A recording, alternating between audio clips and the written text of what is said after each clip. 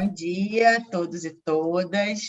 Queria agradecer a presença de vocês aqui no encerramento do segundo colóquio Êxodos, dedicado à literatura brasileira contemporânea. A gente vai ter um encerramento festivo, né, com o lançamento do livro Paisagens Dóceis para Bactérias Festivas, né, de autoria da Luciana Lima Silva, que quem acompanhou a nossa última mesa, a quinta mesa encerrada às 4 horas, né, fez uma comunicação sobre a escritora Marilene Felito, né? Então, acho que é o primeiro livro de poesia da Luciana, né? É engraçado, Luciana, porque eu não li todos os poemas, li alguns e fiquei com alguma...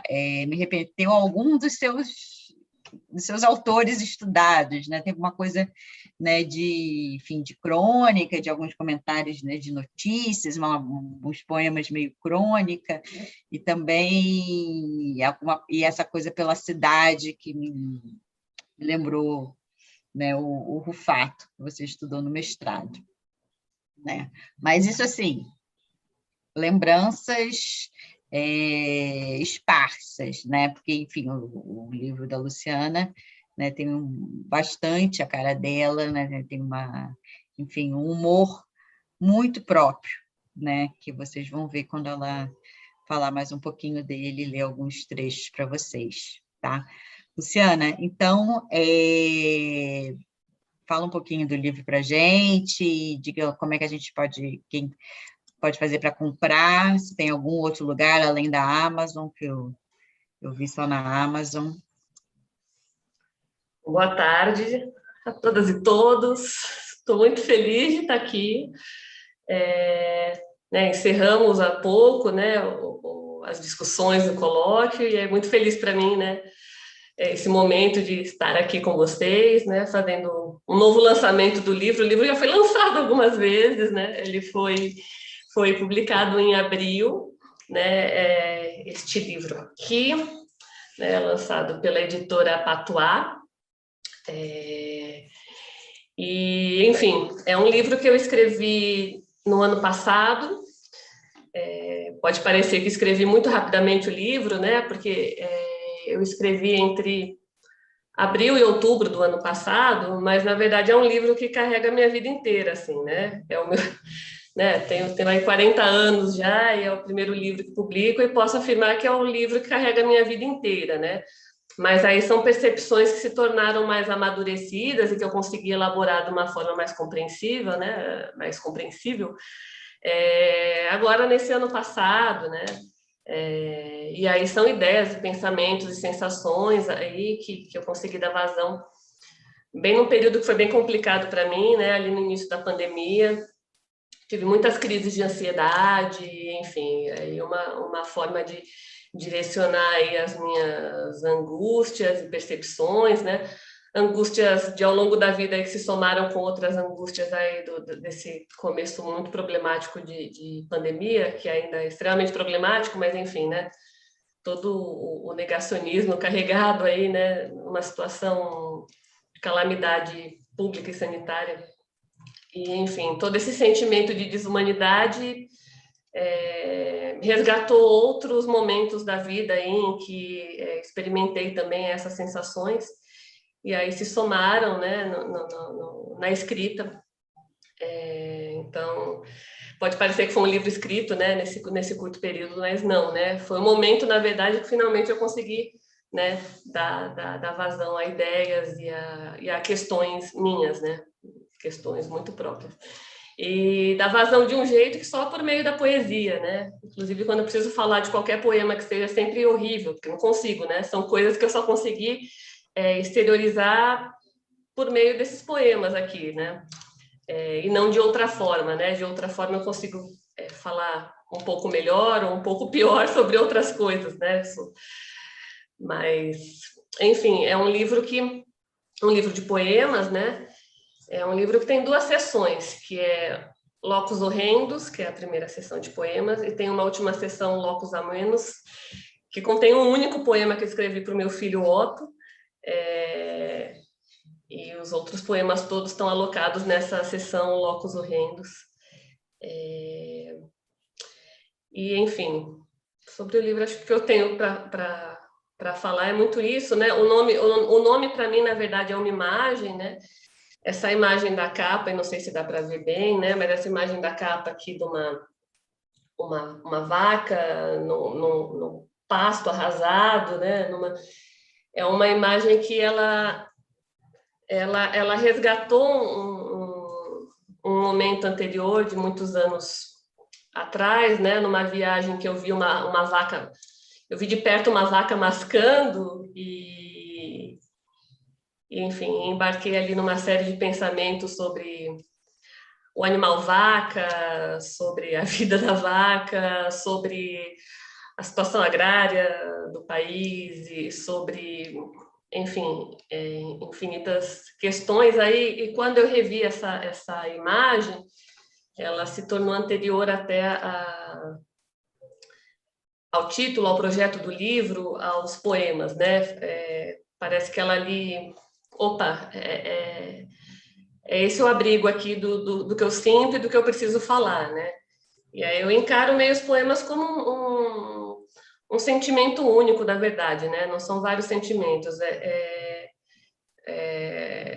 São poemas escritos assim que muito trazem esse sentimento de humanidade, de viver numa terra arrasada, sabe? De a gente ser feliz sobre uma terra arrasada ou ser infeliz sobre uma terra arrasada, ou tornar pessoas felizes ou infelizes em uma terra arrasada, mas tudo diz respeito a essa terra arrasada em que a gente vive e que mesmo inconscientemente a gente colabora para que ela se torne cada vez mais arrasada, né? E sobre a frieza dos afetos, né? Enfim, de como a gente conduz mal os nossos afetos, de como a gente exterioriza mal a nossa afetividade muitas vezes, né?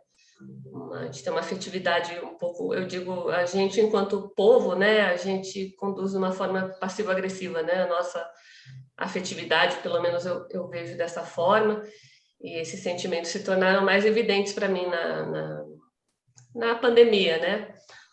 Desde as eleições ali, né? Que elegeram o atual presidente eleito, cujo nome não pronuncio, isso se tornou mais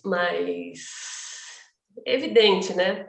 O quanto a gente não é uma sociedade, do quanto a gente vive em terras arrasadas, seja dentro dos nossos próprios grupos, seja em conflito com os outros grupos aos quais não pertencemos.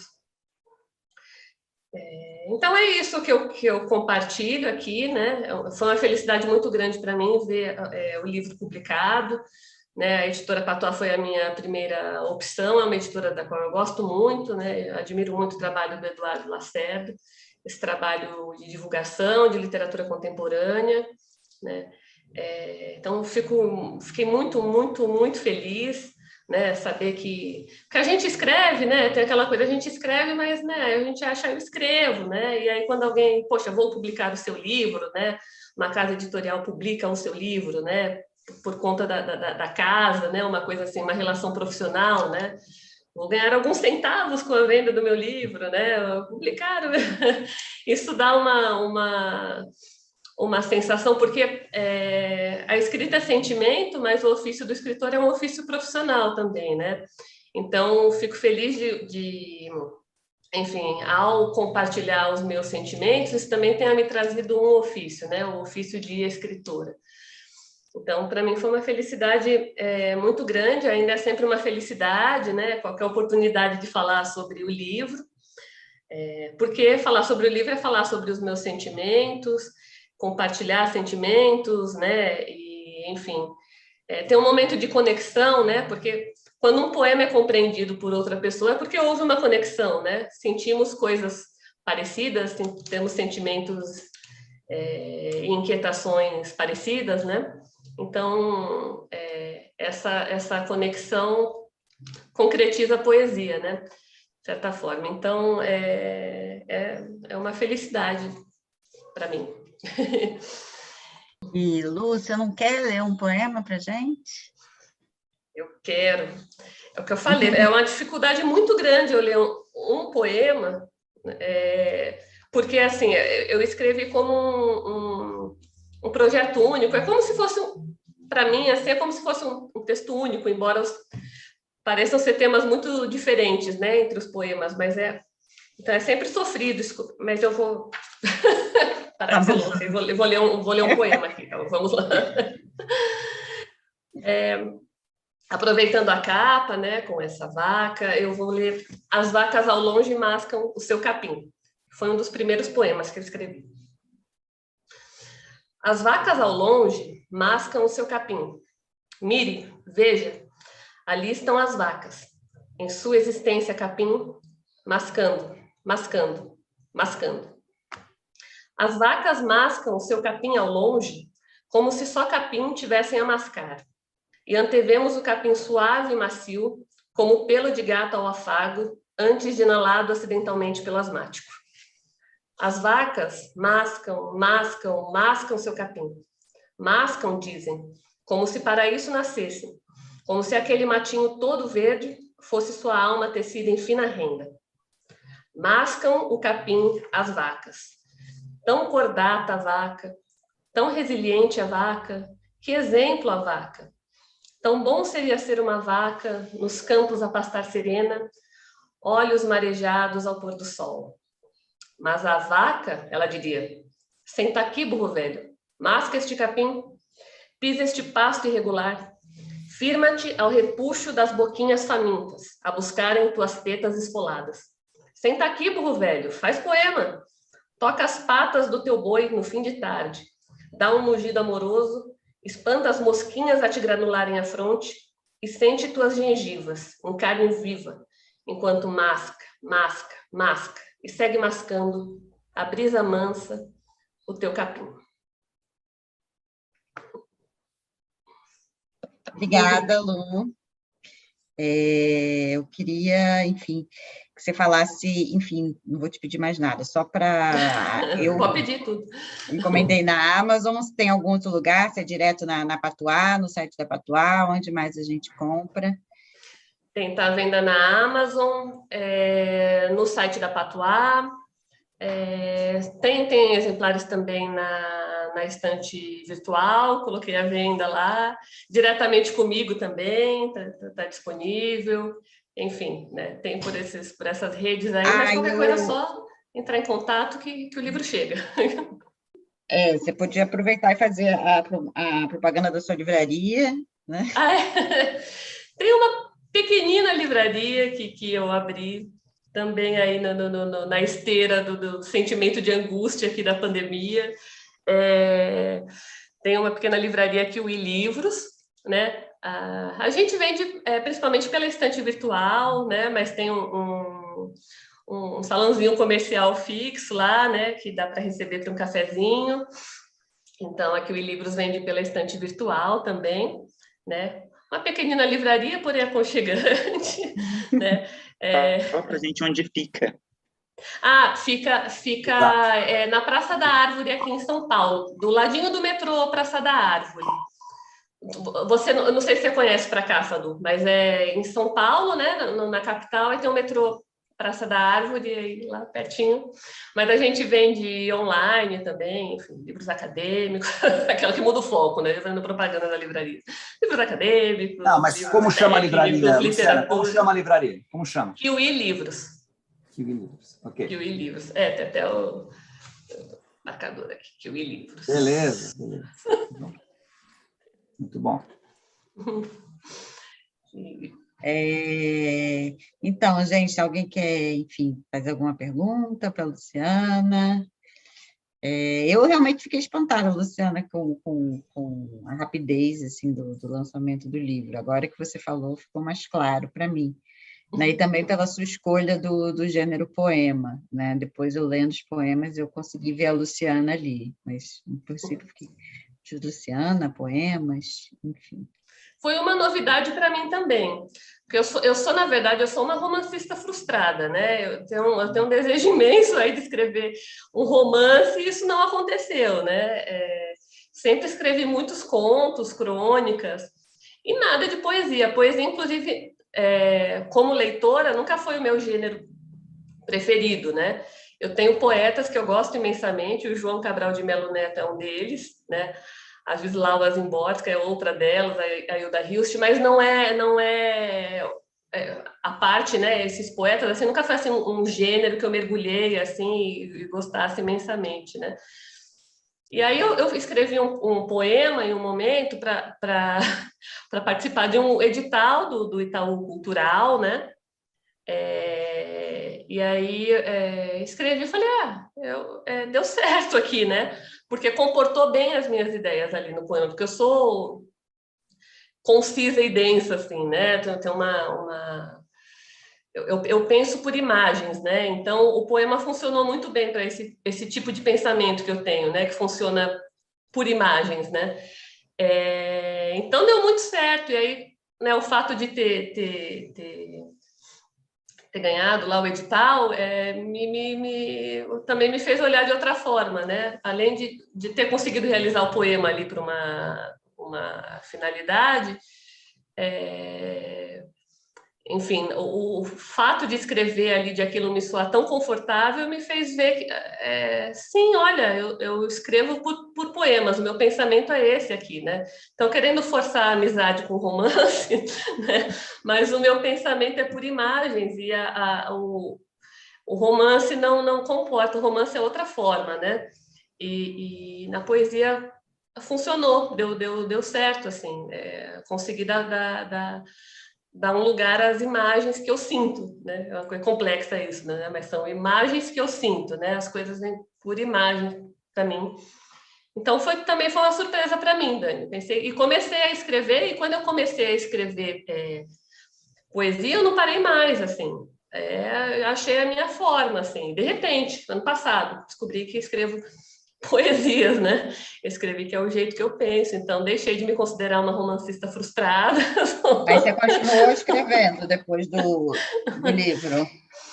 Continuei, tem outras coisinhas para sair. Saiu uma antologia da Patuá também, não está aqui perto, mas aí tem um conto meu, aí já foi conto.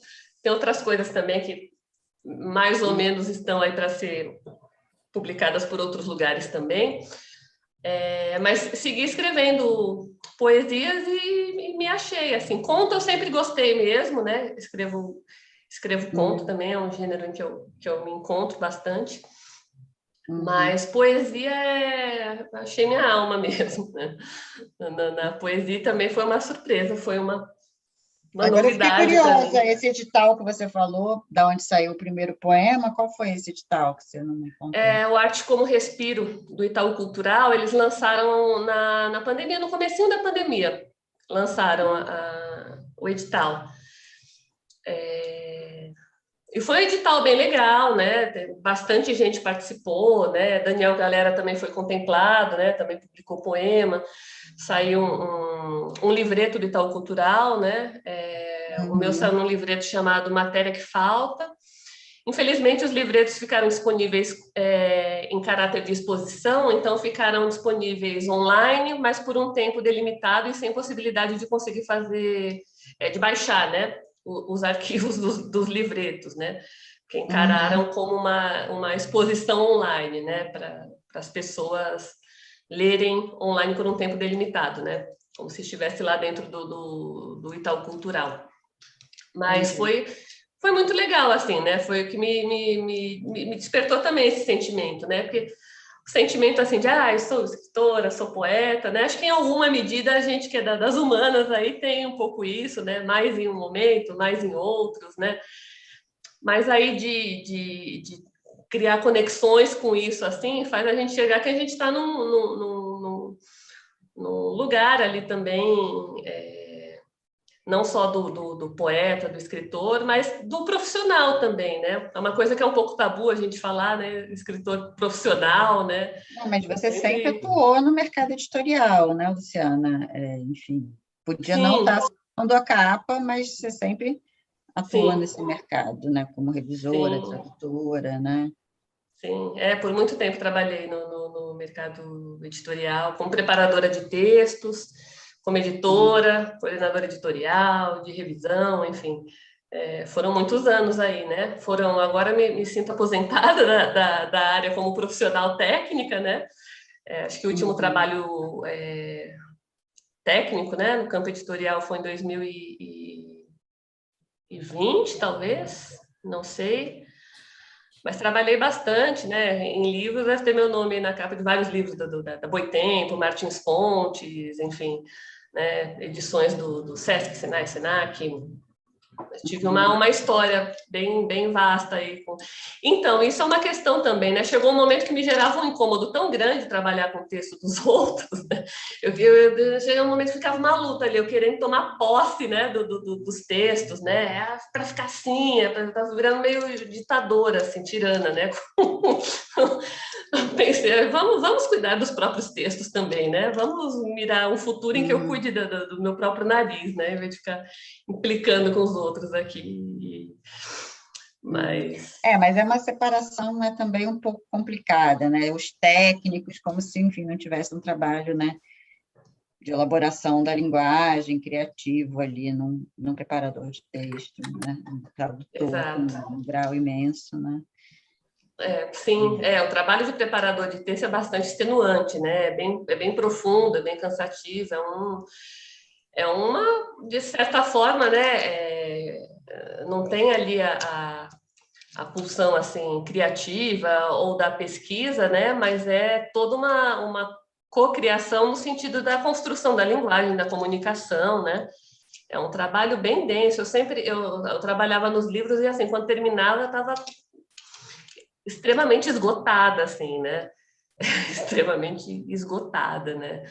Os livros para Boitempo, por exemplo, né, exigiam imensamente, né, do profundo do ser, assim, né? Porque é um processo ali que você tem que verificar fatos, né? Se estão corretos, as datas, né? É uma coisa além daquela construção da linguagem, né? Além de tornar a linguagem algo acessível, que as pessoas vão compreender, né?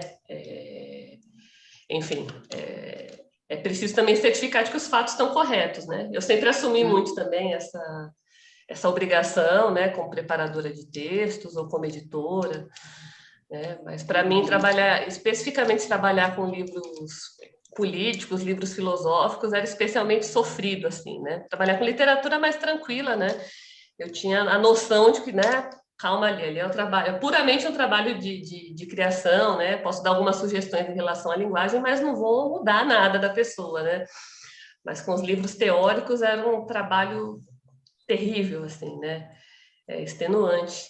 E antes disso também trabalhava também quando trabalhei com legendagem, trabalhei muitos anos também era esse trabalho, né, de uma nova construção de linguagem, né? Pegar o texto ali que você tem no roteiro original e transformar em algo compreensível em poucos segundos, em poucas linhas, né? 2 linhas ali por legenda, extremamente sofrido também, embora eu amasse, tive que abandonar porque era terrível para mim também. Eu me envolvia com a profissão de uma forma terrível, assim, muito sofrida para mim. Mas aí fico muito feliz, né, de ter me encontrado, publicado meu livro, poder dizer que sou escritora, né? Saio dizendo por aí agora que sou escritora, né? Chego na dentista, profissão escritora, as pessoas me olham, que louca, que planeta que ela veio. O pessoal acha que sou, né, que eu fico, né, na Paulista ali, né, e aí, né, comprar um livro, né, que é essa ideia que se tem, né, do escritor, né, todo escritor, assim, é essa figura maravilhosa, né, que é tão desprezada pela sociedade, que é o escritor ali que acredita no seu trabalho e sai nas ruas ali divulgando, né, as pessoas delimitam a isso, né, a existência do escritor, mas sai falando mesmo agora. Sou a maior cara de pau, perguntou profissão, sou escritora, e todo mundo olha estranho, e é isso mesmo, não tô nem aí.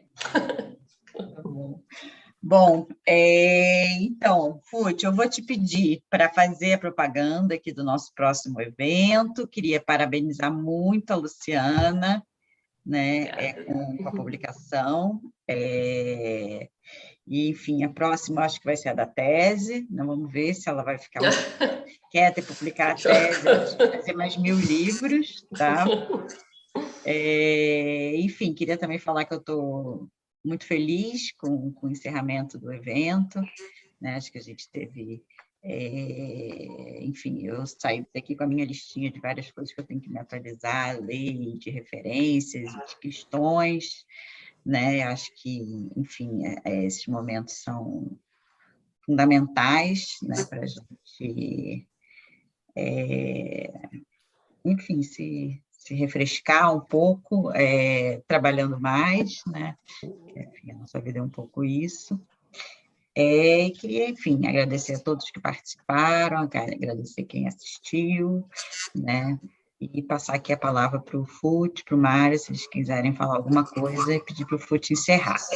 Não, Dani, antes de encerrar, por favor, temos tempo ainda, eu queria fazer primeiro dar os parabéns, né? Fiquei só eu falando, achei que ninguém mais queria falar. Não, eu estou querendo falar um minutinho. Eu gostei muito do poema que você leu. Eu tenho uma relação especial também com animais e particularmente com bois e vacas.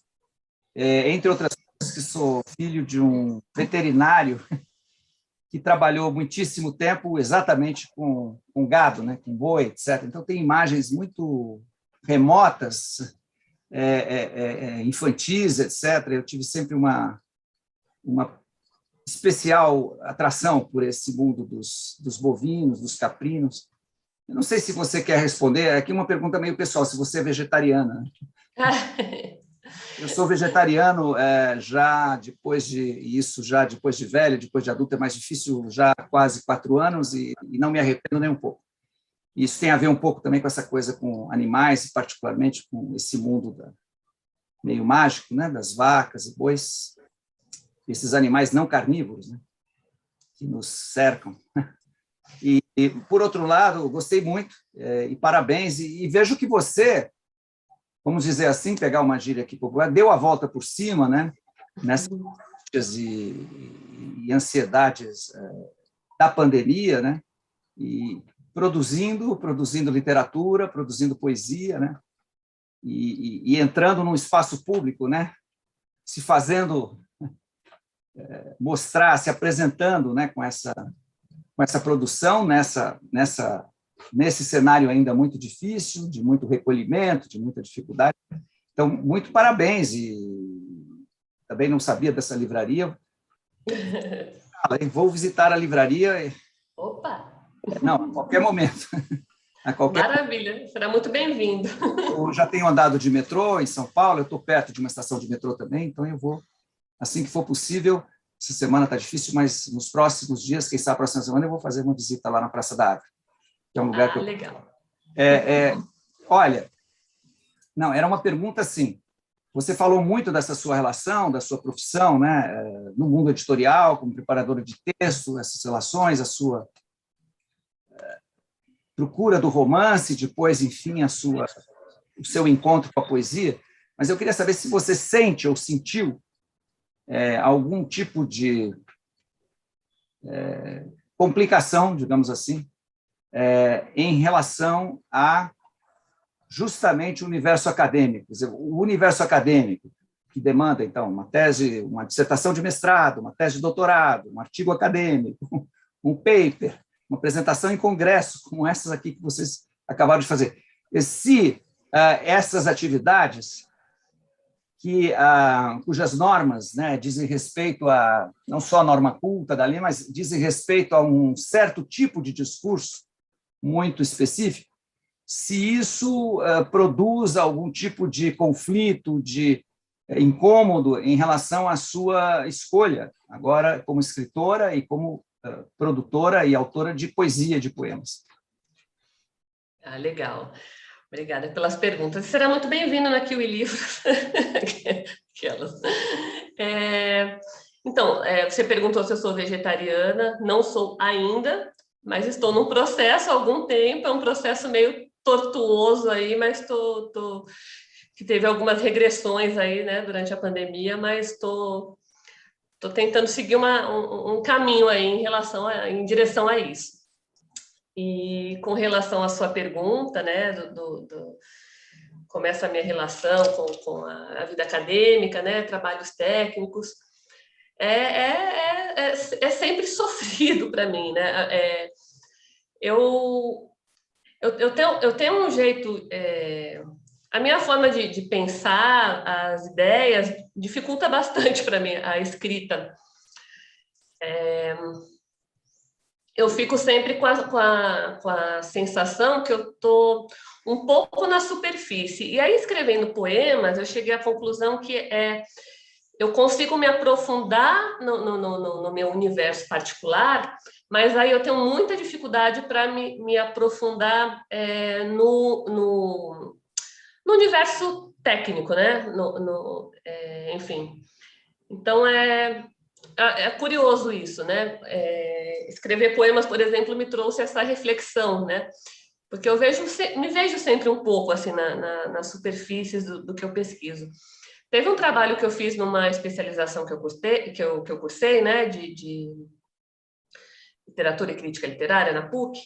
E aí eu fiz um trabalho sobre um livro do Lourenço Mutarelli, um trabalho muito doido. Mas, assim, eu tive a impressão de que estava ali realmente mergulhando ali na narrativa, embora seja um trabalho que, a princípio, boa parte dele possa não fazer nenhum sentido para ninguém, além de para mim. Então, eu sinto um pouco isso, né? Eu me sinto... Eu vou chocando a Daniela aqui, né? Falando essas coisas, mas, enfim, me sinto pesquisando... na pesquisa, me sinto meio... forjando um lugar ali, sabe? Para escrever de uma determinada forma, que é essa forma acadêmica, que me causa dificuldades, né? Percebi que isso, eu tenho essa facilidade de ir a fundo, de escrever mais densamente, quando eu dou vazão a um universo particular, né? E as pesquisas, quando eu tento me aprofundar falando com uma linguagem técnica, eu sinto que acabo ficando mais na superfície, porque para eu me aprofundar naquilo, eu teria que ter uma... Me sinto meio maluca falando assim, mas enfim, teria que criar uma espécie de apropriação daquilo, sabe? Uma apropriação que vai além de eu dialogar com uma tradição literária, sabe? Que vai além de eu dialogar com outros pesquisadores. Vai mais no sentido de eu dialogar com a pessoa que escreveu aquilo que eu li e que eu quero falar sobre, sabe? Eu não sei se faz muito sentido isso, mas para mim faz bastante sentido, assim. Então, eu tenho mais facilidade em dialogar com os escritores que eu pesquiso, mas isso não seria algo muito aceitável na academia, né? Eu criar esse tipo de diálogo e escrever um trabalho assim, do que falar tecnicamente disso, né? Ou no campo historiográfico, né? Sobre as pesquisas. Então, eu sinto... É um trabalho para mim, assim, colocar as coisas numa linguagem técnica, né? De uma forma bastante coerente, né? Quando eu falo, eu sinto um pouco isso também. Eu gosto muito de falar, só que isso é uma coisa problemática, que eu gosto muito de falar as coisas conforme eu sinto. Então, eu falo as coisas conforme eu sinto, as coisas vêm muito erradas, vêm muito tortas, vêm com muitos problemas, vêm com muitos defeitos, vêm com muito... Porque eu estou elaborando ainda, né? Mas é um jeito que eu gosto de me expressar. E para pesquisa isso é muito problemático, né? Porque eu vou errando e vou encontrando um rumo para as coisas, né? Mas eu me sinto meio não podendo realizar isso academicamente. Então, eu não sei se eu respondi você, eu fiquei mais aqui, né? Me perdendo aqui no devaneio, mas a intenção foi eu juro que a intenção foi responder a pergunta. Enfim. Quando você fala em escrever tecnicamente, eu já tive muito problema com linguagem assim também. E, na verdade, eu continuo tendo. Tem um livro, até um livro bem antigo, e já foi tema de muita controvérsia, que é um livro do Curtius, Literatura Europeia e Idade Média Latina. Ele bota uma epígrafe do Ortega y Gasset. É a única epígrafe legível do livro, o resto está em grego, latim e alemão. E ele põe uma epígrafe do Ortega y Gasset em espanhol, que eu gosto bastante. Eu nunca li Ortega y Gasset propriamente, mas eu gosto daquela epígrafe. Que é: um livro de ciência tem que ser de ciência, mas também tem que ser um livro. Né? E eu tenho muita dúvida em relação a livros sobre literatura que não conseguem dialogar com o leitor. Quando vira uma coisa extremamente técnica e ensimesmada, do tipo assim, eu vou procurar um livro de crítica literária, de teoria literária, para me ajudar a compreender algum livro que eu estou tendo alguma dificuldade para compreender. E aí, o livro de crítica é mais difícil do que o próprio livro que eu estou tentando compreender. Então, né, eu acho que, assim, um dos problemas da academia, eu acho, assim, da nossa área, especialmente, é buscar um diálogo, assim. Eu acho que a questão de encontrar uma linguagem pessoal, isso já foi muito xingado, né, como impressionismo e tal. Mas, assim, eu acho que a tentativa de encontrar uma linguagem que se comunique, né, isso sem cair nas superficialidades, né? Não estou aqui pregando que a gente vai falar superficialmente das coisas. Mas eu acho que sempre é um desafio interessante que a gente precisa tentar enfrentar, porque assim, especialmente no Brasil, eu acho, né? A gente tratou aqui durante 2 dias de muitas das nossas mazelas e a gente, acho que mais do que muitos outros lugares, a gente precisa se guardar de que a nossa linguagem se torne um instrumento de poder e de opressão. Né? Então, eu sempre acho assim, uma linguagem muito cifrada, muito enigmática, muito ensimesmada, que fala só com os pares, para mim é um negócio muito suspeito, né? E eu me lembro sempre de um trecho de uma... A gente queria, né?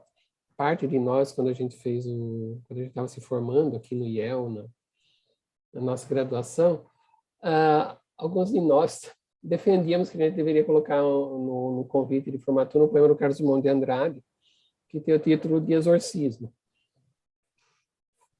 Não sei se você conhece, se diz alguma coisa para você imediatamente.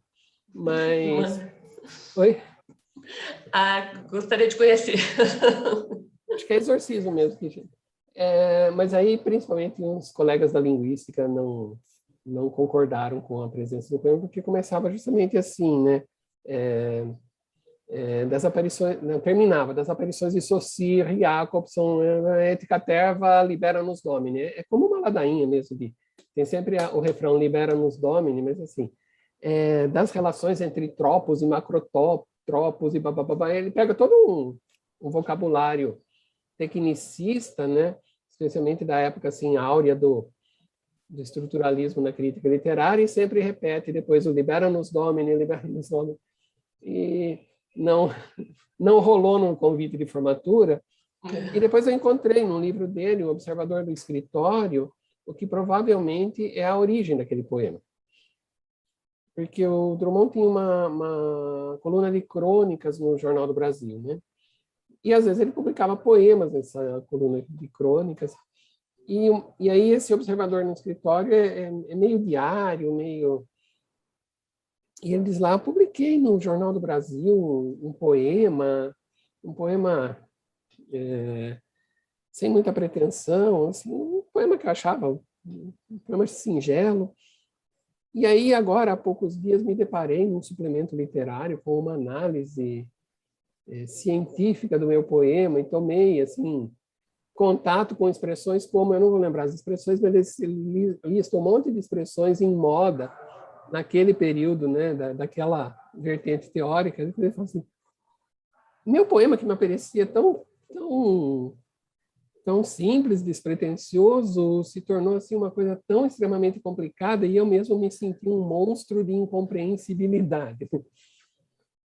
Quer dizer, o que ele quis dizer no fundo era, né? Eu fiz um poema e aí alguém fez uma análise técnica, desculpa, uma análise técnica científica do meu poema, e meu poema ficou mais complicado do que ele era, que em vez de análise ajudar a elucidar alguma coisa, ou botar algumas ideias em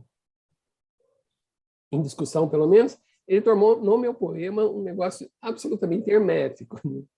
E aí depois ele fez o poema.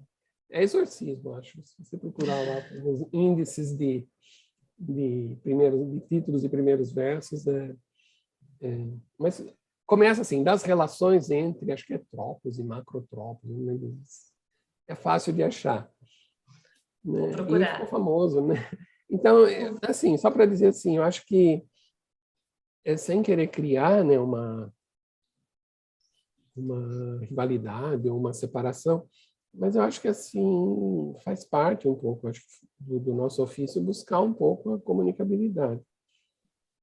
Né? E no fundo, talvez Oscar Wilde tenha razão. Toda crítica é uma forma de autobiografia. Você não sai da sua pele quando você faz uma crítica. Você não vai fazer uma crítica absolutamente isenta, absolutamente objetiva, absolutamente nada, né? No máximo, você reveste a sua autobiografia de uma couraça assim, impenetrável, mas no fundo você está falando de você também, né? Eu acho que assim, né, você não escolhe um livro para criticar por acaso, você não escolhe entre muitos livros, entre muitos autores, grandes autores, tem aqueles que não conseguem te despertar o interesse, né? Você não tem vontade de escrever sobre eles. Acho que isso diz alguma coisa sobre você também, né? Enfim. Então, eu acho que assim, não se preocupe. E quanto aos preparadores de texto, eu acho que eles têm um trabalho importantíssimo, né? Eu tive assim, eu fiz algumas traduções, né? E eu já tive algumas experiências ruins com revisão de texto. Algumas traduções é o prêmio Jabuti, entendeu? Coisa assim, né? Umas traduções, né? Não, eu tive umas duas experiências bem ruins, mas na maior parte das vezes foi um diálogo muito legal, muito produtivo, e eu sempre achei assim, importante. Eu acho que assim, quando a gente conversou e dialogou, o texto final ficou melhor do que era no começo, né? Então, assim, a minha experiência não muito extensa em me relacionar com preparadores de texto, com revisores, mas eu acho um trabalho fundamental. Acho que, sim, não é para brigar com ele, não.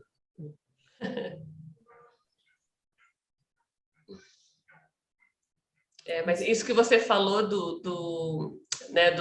exemplificando, né, com o seu poema, que ele teve uma análise super complexa, né? Eu me sinto sempre meio tentando fugir disso, e aí, né, eu tento fugir de fazer, né, esse desserviço com os textos, mas aí acabo ali entrando ali meio num campo superficial, talvez, né? Não deixa de ser problemática a relação, né? Eu, na minha cabeça, eu faria, enfim, leria um livro, faria poemas sobre um tratado poético sobre cada livro, e seria a minha pesquisa, assim. Mas, claro, né, como pesquisadora tenho que propor coisas, né, tenho que fazer investigações, e aí fica o conflito, né, de como operar de uma forma informativa, objetiva, didática, mas que, enfim, que cria uma conexão comigo, né? E aí tudo isso essa equação aí não acaba muitas vezes não fechando, para desespero de orientadores em geral, eventualmente, né? Com a Dani estou tentando, né, elaborar coisas tentando seguir um pouco mais de lógica, né? Mas tive trabalhos anteriores, né? Que eu fazia coisas realmente bem, vamos chamar de bem experimentais, né? Enfim. Eu me lembro uma vez, a gente tinha, na graduação, a gente tinha algumas disciplinas eletivas de tradução, né?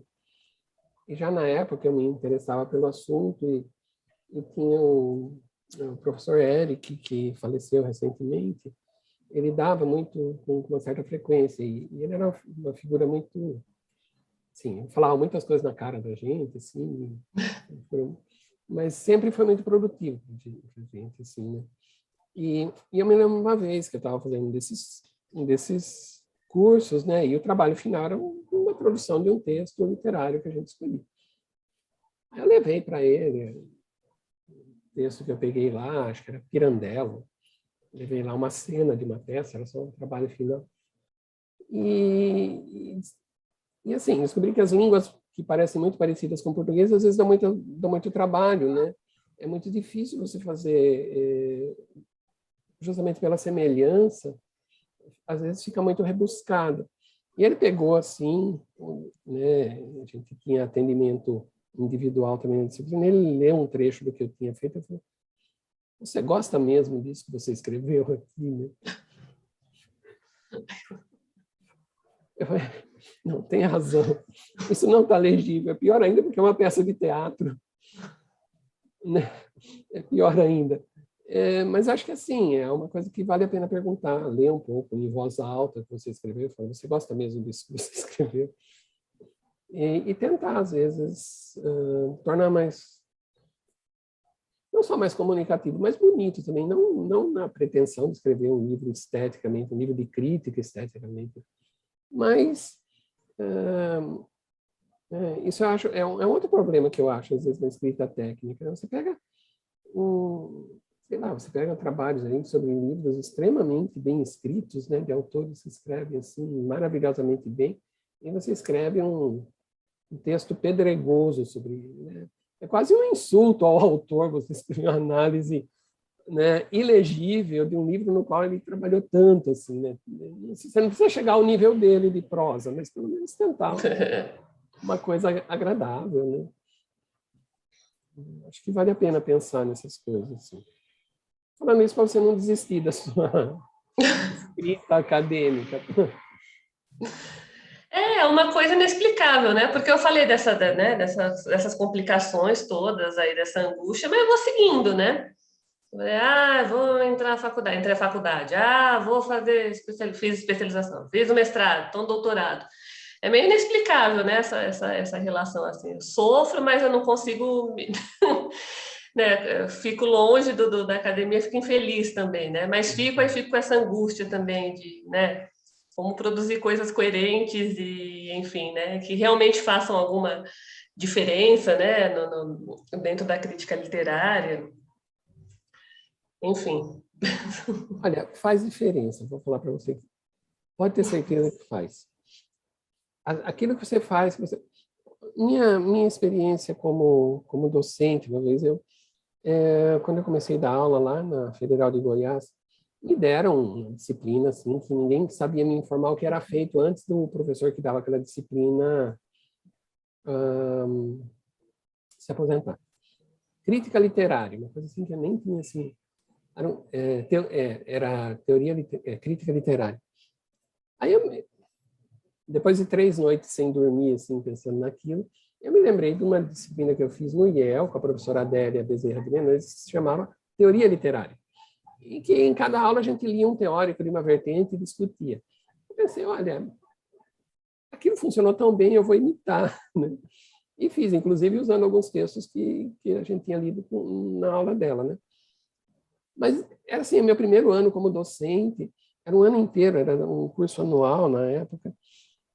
E eu terminei aquilo com aquela sensação horrível, assim, de charlatanismo, né? Eu fiz uma coisa super superficial, uma coisa super mal preparada. Além de tudo, ainda estava escrevendo meu doutorado com o FUT, então tinha que dedicar parte do tempo também. Aí, anos depois, uma das minhas ex-alunas daquela disciplina, ela estava dando aula como professora substituta lá no nosso curso, né? E dividindo a sala comigo, assim, conversando. Assim. Não, sabe, uma coisa assim que foi muito importante para nós naquele seu curso, aquilo que você fez, eu nem lembrava de ter feito aquilo anos depois, porque ela falou, mas foi muito importante para nós. A gente não tem muita noção da importância daquilo que a gente faz para o leitor, daquilo que a gente faz para os alunos que a gente tem. Né? Às vezes aquela coisa que você acha que você fez, né, numa situação das mais desfavoráveis, sem preparo, mas ainda assim, se você fizer com honestidade, eu acho que essas coisas sempre atingem. Se você fizer assim, dentro das suas limitações, mas com honestidade, com dedicação, os resultados a gente não consegue imaginar como podem ser muito mais importantes do que a gente imagina, assim, do que a gente espera, né? Então foi assim, realmente uma surpresa para mim quando ela falou, gente, primeira disciplina que eu dei aqui. Então, bom, eu fiquei feliz depois disso, né? De saber que não tinha sido assim tão mal, mas eu acho que é legal pensar nisso, assim, é legal pensar que a gente nunca sabe assim, quanto a gente pode estar tendo uma coisa importante, né? É muito legal tudo isso que você colocou, incluindo esse exemplo aí muito certeiro, né, desse início de carreira acadêmica e dando aula, né, e de ter esse retorno depois, né, apesar das inseguranças todas, né. Eu comecei a dar um curso agora também, né, um curso de extensão, né, questões de gênero em obras de escritoras brasileiras. Mas, assim, me joguei, né? Tinha um edital e participei, deu certo. E, assim, mas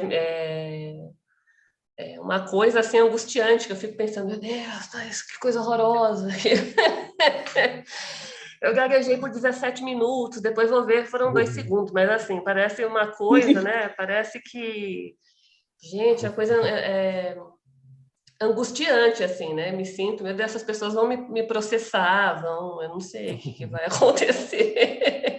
Mas eu fico com esse sentimento, assim, né? Que coisa tenebrosa, você escorraçada, sou uma fraude, mas tem esse sentimento, mas muito, né? Me conforta muito, né? Saber dessa perspectiva, né, de que pode, de repente, quem sabe, espero, né, ter um futuro que me contemple como o seu, assim, né, de alguém chegar e dizer, olha, né, aquilo foi tão legal, foi tão importante, porque eu fico angustiadíssima, assim, eu acho que eu estou sendo confusa, né, ainda mais quando eu falo fora de roteiros, assim, estabelecido, eu me sinto muito confusa, né, me perdi, falei, Deus, fui pega, né, me pegaram aqui, eu passada. Então... Eu não tenho mais uma tirinha, tem uma tirinha do Hagar horrível, que eu gostava muito, mas eu não sei mais, sabe o Hagar, né? Ele chegando em casa, assim, com uma flecha espetada no capacete, outra no escudo, a roupa toda rasgada. E aí o filho dele, o Hamlet, pergunta para ele, pai, eu não entendo, você vive saindo, você passa dias fora de casa, volta todo sujo, ralado, machucado. Como você pode viver assim? Filho, é preciso gostar daquilo que a gente faz. Não precisa ser Hagar horrível e sair saqueando cidades, isso não é legal. Mas, assim, acho que primordialmente a gente precisa gostar. E se você está gostando, acho que eu acho que sim, pode ter certeza que em algum momento você vai ouvir isso. Né? Que aquilo que você fez, falou, foi super importante. Tomara que esse futuro me contenha. Por enquanto, na minha vida é tudo angústia. A pisciana dramática, né? Tudo angústia. Eu também sou pisciano, então. Então, para a gente é tudo angústia. Vamos todo mundo se afogar aqui, é isso? Né? Somos. Eu também sou pisciano. Olha só, pronto. A Dani não é, o Fadu e a Carol não sei se são, mas enfim, não são. O Fadu até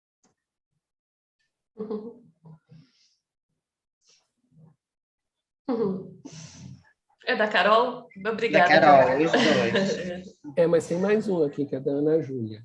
Estou aqui para dizer que o curso está sendo ótimo. Então, meu futuro chegou, Ana Júlia! Beijo, Ana Júlia está no curso. Que maravilha! É agora! Já chegou o futuro! O futuro chegou. Ai, que alegria. Ana Júlia está no curso, que alegria. Ontem a gente conversou justamente sobre a Estela do Patrocínio e a Maura Lopes Cansado, Carol, no curso, sobre violência manicomial. E, enfim, né? Então, hoje vim aqui para a conversa totalmente tomada aqui pela Estela do Patrocínio na sua Madrugada Mundial. Eu amo essa expressão, na Madrugada Mundial da Estela do Patrocínio. Terei um livro, não me roubem esse título, na Madrugada Mundial. Eu amo a expressão na Madrugada Mundial, eu amo. Eu vou tatuar, eu acho incrível, eu acho... Enfim, mas desculpe o piscianismo aí. Estou feliz que o meu futuro chegou por meio da... Não, a Ana Júlia foi rápido. Falou que deu logo uma terra ali, né? O curso está sendo muito legal, muito feliz, porque é um curso em que eu falo só sobre escritoras mulheres, né? Mesmo né? Me sentindo um pouco estabanada aí no processo, mas são todas escritoras, né? As que eu selecionei para o curso, que me mobilizam muito, que gosto muito, né? Então está sendo bem feliz para mim, né? Então começo sempre extremamente nervosa as aulas e termino as aulas extremamente feliz, assim, né? Onde está sendo o curso, Luciana? Luciana? Oi, desculpa, Fadu. Onde está sendo o curso? Onde? Ela Cult é uma plataforma da CLAEC, né? Que é o Centro Latino-Americano de Altos Estudos em Cultura. E aí a Escola Latino-Americana de Altos Estudos em Cultura, né? A plataforma em que eu dou o curso, que é a Cult. E é um curso de extensão, né, sobre questões de gênero em obras de escritoras brasileiras, né? Que é o que eu pesquiso também. E, enfim, é muito feliz, né? Mas aí vira também, todo final de aula vira um pouco um experimento poético. A alma, né, escritora pisciana aí não deixa a aula, né, ficar só no campo teórico. E muito feliz, assim, né? As alunas são incríveis, né? Embarcam comigo ali, né? Nas doideiras todas. A gente sempre ultrapassa o tempo de aula. E é muito gostoso, é muito bom, né? Mas eu agradeço muito a oportunidade da gente ter feito esse lançamento juntos, pelas palavras de incentivo, os conselhos, né? Foi tudo muito, muito bom para mim, é sempre, né, muito bom ter esses momentos assim de diálogo, de conversa, né? Aqui entre a gente também, né, com as pessoas que estão assistindo aí, porque em geral, no ambiente acadêmico, a gente acaba não desenvolvendo muito essas conversas, né? Fica tudo em termos ali em torno das coisas que a gente estuda ou pesquisa, né? Então, é uma felicidade imensa para mim esse momento. Agradeço muito, né, por terem criado o evento aí do lançamento, né, dentro do colóquio. Agradeço imensamente, estou muito feliz. Obrigada por ouvirem os poemas. A gente que agradece, né? Ô, Dani, e dizer que esse evento, esse lançamento também fica gravado, também está Também fica gravado. No canal YouTube do IEL, né? Todos meu choro vai ficar eterno aqui. As 5 mesas, né? E o vídeo do lançamento, né, da Luciana. Daqui a algum tempo, né, Luciana, escritora consagrada, vamos todos atrás desse vídeo, né? Já pensou? Do seu lançamento no IEL, né? Nossa, que esse futuro me contemple também, hein? Vou também falar, né? Preciso formalizar a frase, porque falei pro Mário e a Ana Júlia. Surgiu, então, que esse futuro, Dani, que foi essa premonição. Aí você vai querer editar esse vídeo, vai atrás do Carlinhos, entendeu? A gente não vai deixar, né, Puth? Bom, Puth, vou deixar você encerrar o evento.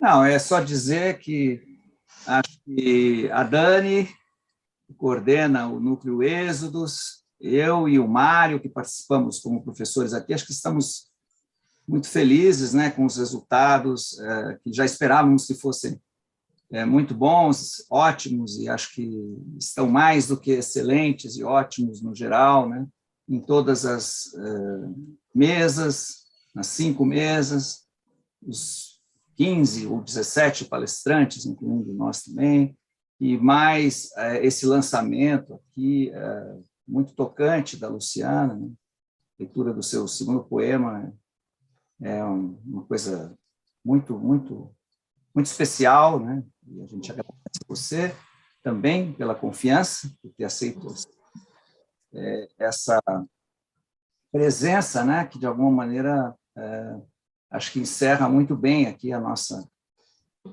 2 dias de colóquio, né?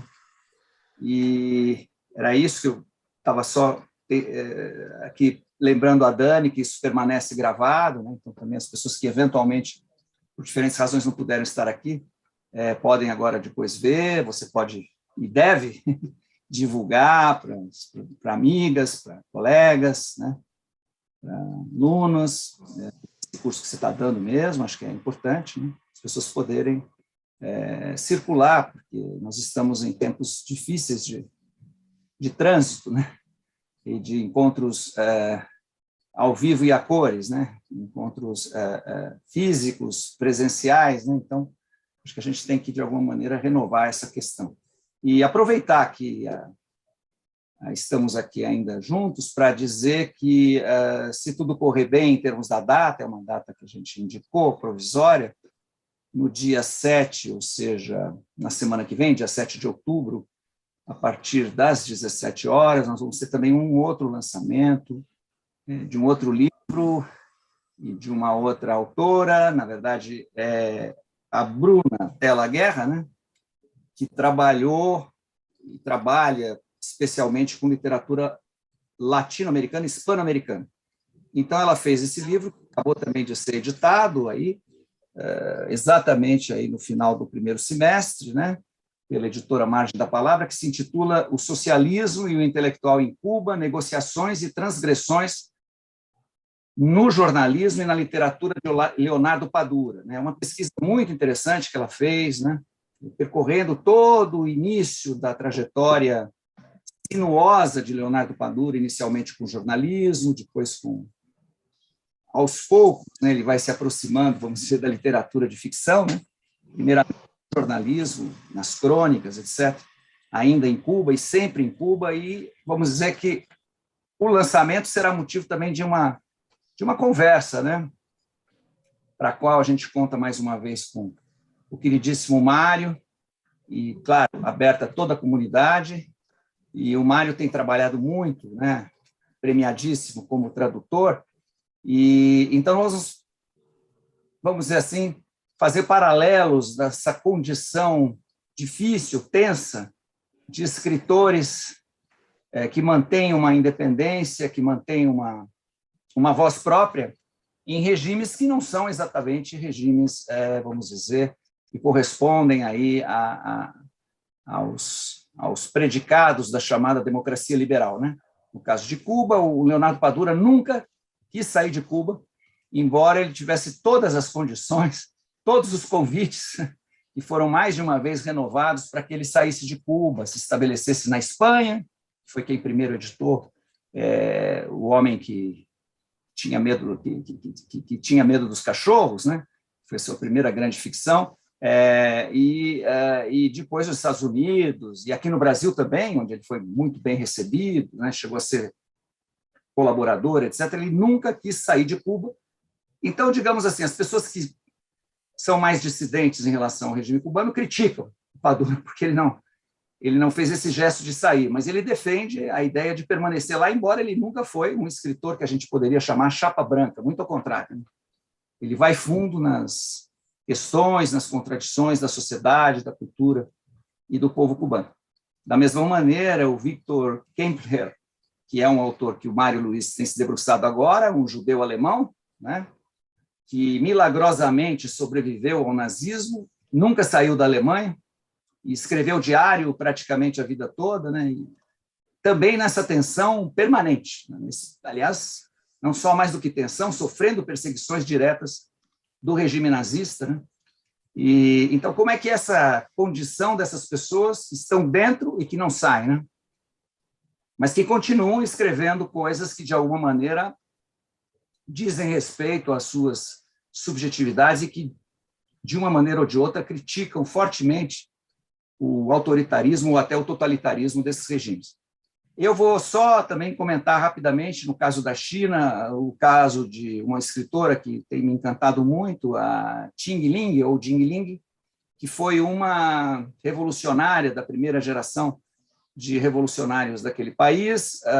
Ela, sendo mulher, viveu desde logo as contradições e opressões e preconceitos de uma sociedade basicamente patriarcal.